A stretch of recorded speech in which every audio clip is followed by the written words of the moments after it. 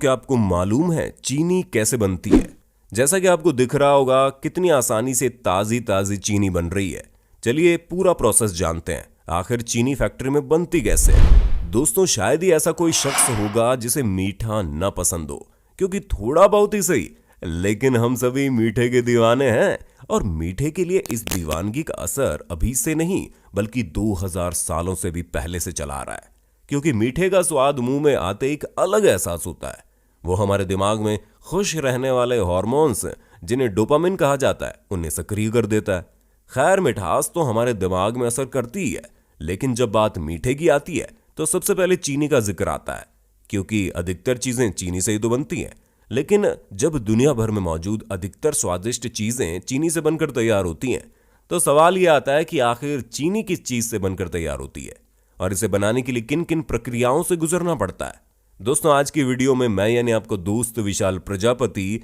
आपको ये बताने वाला हूं कि किस तरह बड़ी बड़ी फैक्ट्रीज में चीनी बनकर तैयार होती है। चलिए वीडियो को शुरू करते हैं, लेकिन हाँ, वीडियो शुरू करने से पहले एक छोटी सी रिक्वेस्ट है कि वीडियो के नीचे रेड कलर का सब्सक्राइब बटन दिख रहा होगा, उस पर क्लिक करके सब्सक्राइब कर लें और साइड में बेल आइकॉन भी दिख रहा होगा, उस पर भी क्लिक कर लें ताकि आपको वीडियो मिले सबसे पहले। दोस्तों, सबसे पहले हम आपको ये बताना चाहेंगे कि ब्राजील के बाद दुनिया में दूसरे नंबर पर सबसे ज्यादा चीनी का उत्पादन हमारे भारत में ही होता है और ये उत्पादन साल दर साल बढ़ता ही जा रहा है। लेकिन जब बात इसके बनने की प्रक्रिया की आती है तो सबसे पहले गन्ने को खेतों से काटकर शुगर मिल तक लाया जाता है और ये चीनी बनने की सबसे पहली प्रक्रिया है, क्योंकि चीनी अधिकतर गन्ने से ही तो बनाई जाती है। हालांकि इसे बनाने के लिए गन्ने के अलावा शकरकंद का भी इस्तेमाल किया जाता है, लेकिन भारी मात्रा में गन्ना ही चीनी बनाने के लिए उपयोगी होता है। इस वजह से जब गन्नों को खेतों से निकालकर शुगर मिल तक लाया जाता है तो उनके छोटे छोटे टुकड़े किए जाते हैं और उन टुकड़ों के लिए इन्हें चॉपर नामी मशीन में डाला जाता है। इस मशीन में गन्नों के बराबर साइज के टुकड़े होते हैं और ऐसा इसलिए होता है ताकि इन्हें सही मात्रा में निचोड़ कर ज्यादा से ज्यादा रस निकाला जा सके।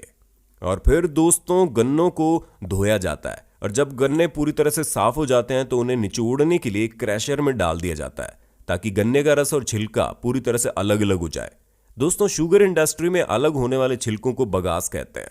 जिसे बाद में ईंधन के तौर पर इस्तेमाल किया जाता है। दोस्तों, ये इतना पावरफुल ईंधन है कि शुगर इंडस्ट्री की तमाम जरूरतों को इसी की मदद से पूरा कर लिया जाता है। गन्ने के छिलके और उसके रस को अलग करने के लिए जो मशीन इस्तेमाल होती है उसे मिल हाउस कहते हैं। दोस्तों, मिल हाउस से हासिल होने वाले गन्ने के रस को छानकर प्रोसेस हाउस में भेज दिया जाता है और उसी प्रोसेस हाउस में गन्ने के रस को चीनी के दानों तक के प्रोसेस को तय करना होता है,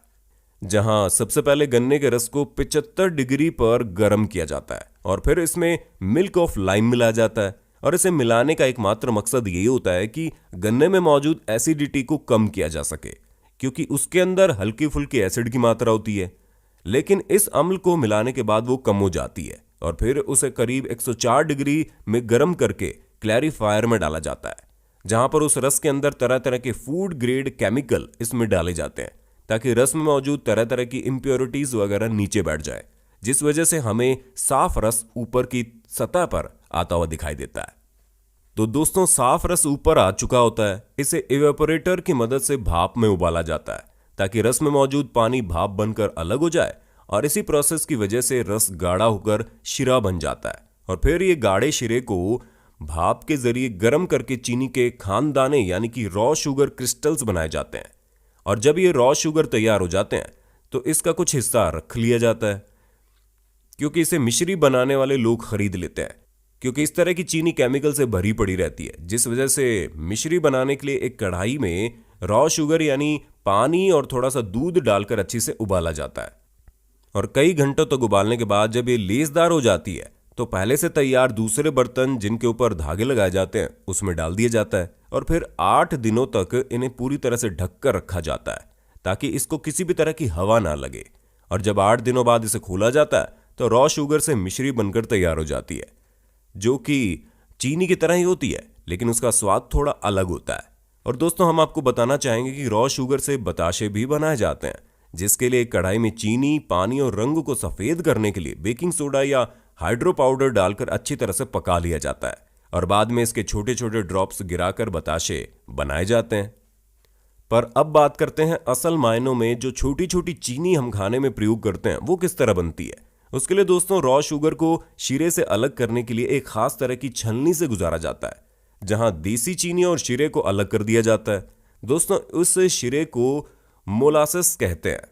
और इसे कई तरह के प्रोसेस से गुजारकर कई ग्रेड्स की चीनी बनाई जाती है और आखिर में जो मोलासेस बचता है उससे फाइनल मोलासेस कहते हैं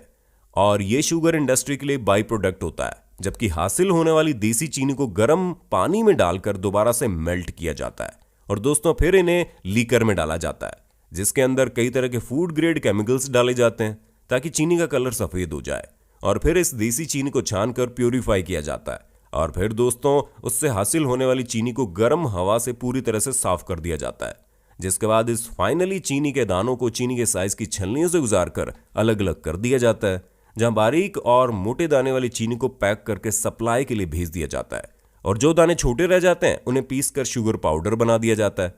तो दोस्तों आप समझ गए होंगे कि किस तरह खेतों में लगे गन्ने से लेकर चीनी के दानों का यह सफर अलग अलग प्रोसेस से होकर गुजरता है। बाकी आपका इसके बारे में क्या कहना है हमें कमेंट करके बताइए और इसी तरह की शानदार वीडियोस को लगातार देखने के लिए हमारे चैनल प्रजापति न्यूज को लाइक शेयर और सब्सक्राइब तो कर ही देना। हम फिर मिलेंगे नई वीडियो में, तब तक के लिए जय हिंद जय भारत। दोस्तों आपकी स्क्रीन पे 2 और वीडियोस दिख रही हैं, जिसे देखने के लिए आप इस स्क्रीन पर क्लिक करें।